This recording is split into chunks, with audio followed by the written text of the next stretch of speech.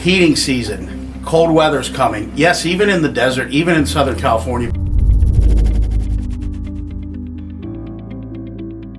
Patrick Summers, President and CEO of General Air Conditioning and Plumbing.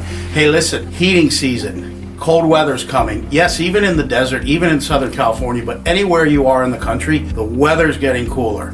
I know it's much cooler here, but believe it or not, we've got rain and some cold here in the desert. Now, people are using their furnaces, and they're going to be using them more and more as the weather continues to get colder as we get into winter. So I want to go over a little tutorial on your furnace, just some stuff as a homeowner so you're familiar with what you have in your home and some of the issues that can be caused by a furnace. Now, the first thing I want to share with you is this furnace is a little unique. This is what we call an ultra low NOx furnace. We are in Southern California. We are in the land of crazy people, nut jobs, politicians. Anyways, we live in the South Coast Air Quality Management District. All right, air quality management districts were formed in the 70s by the legislature. If you know anything about our legislature, oh Jesus. Anyways, you get the point. They put in these air quality management districts, signed into law by Jerry Brown. Now, are they good? Yeah, the intent is good. It is to reduce smog pollution in California, specifically Southern California.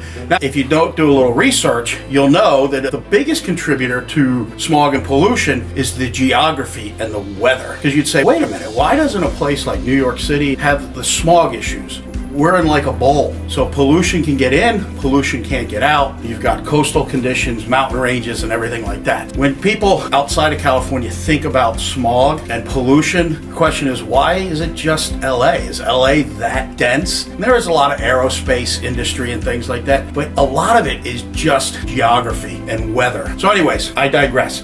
We started the air quality management districts to help combat that problem. Now, yes, the intent's good. However, you put people in charge of government programs and things like that, and they become bureaucrats running these things, and all of a sudden, all these laws are coming into place. All right, air quality management districts put in place this special ultra low NOx furnace that, yes, it reduces pollution. However, it burns at an incredibly high temperature, number one. Number two, in order to accomplish that, it can be very loud. It can sound like a jet taking off. Now, they have made it improvements from when they originally came out, so it's not that dramatic anymore, but this is not a typical furnace you're going to find throughout the country. This is limited to basically the air quality management districts that require these to be installed. Funny thing is, you can go a little bit outside of the South Coast Air Quality Management District into San Bernardino County or down into San Diego, and you can install these things. With that said, if you're outside of California, a lot of this is still crossover and apply. The fundamental functions are the same. And the first thing I want you to know is on a furnace, this is a data plate or a cover, and it sits right here. And this glass is a peephole, so you can see the circuit board behind there. Ours is taken apart, so I can do a better demonstration. But you can look through there, and you'll be able to see a light on the dashboard. And over here is all your troubleshooting guides based on how that light is blinking. So if you're a homeowner and your furnace isn't working,